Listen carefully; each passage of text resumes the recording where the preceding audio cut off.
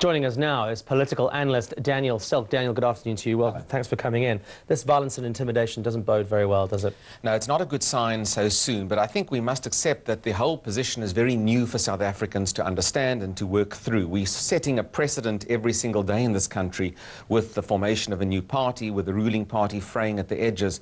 And I think you have to also understand that there will be a certain robustness in this initial phase of this new party's campaign until such a time as both leaderships on both sides get their own supporters to act in discipline.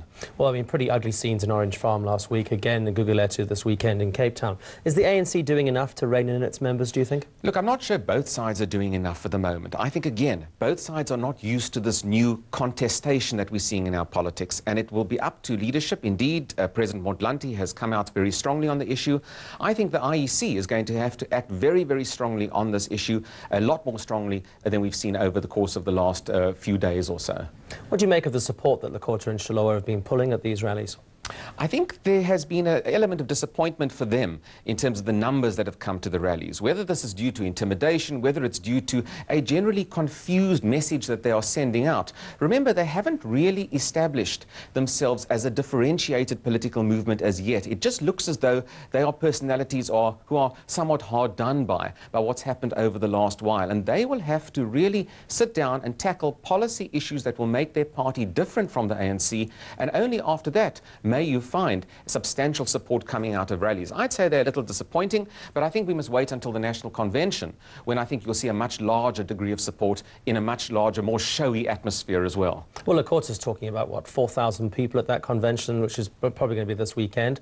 Do you think that's a little optimistic? Well, I think the problem there is that they've created expectations for certain numbers of people to come to meetings. As soon as you create expectations, you can only either be satisfied or indeed disappointed as it happens. And I think it's very dangerous to do that. If he only gets 1,000 people, it'll look poor. The TV coverage will look poor. The PR will look poor. However, having said that, I think there's a groundswell of existing ANC members and other opposition party members as well, who are looking for something fresh and something new. And I think you'll be able to get quite a substantial and rambunctious crowd at that to that national convention. The venue for the convention seems to be vacillating between Pretoria and Bloemfontein for the past couple of days. All indications are it would seem to be Bloemfontein. No coincidence that that's the venue.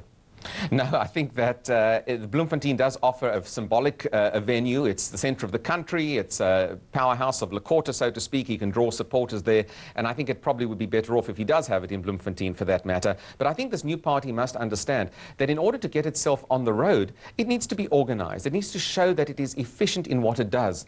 And this indecision, even when it comes to the venue and crowds and other issues, don't really bode well. They've really got to get their act together to be an efficient party machine. It's not just about policy as well, it's efficiency in organisation as well that will approve and give them some sort of leeway in future. Right, Daniel, thanks for your time this afternoon. Thank you. Political analyst Daniel Silke talking to us ahead of this weekend's national convention to be hosted by Musiwa Lekota and Bazima Shiloh.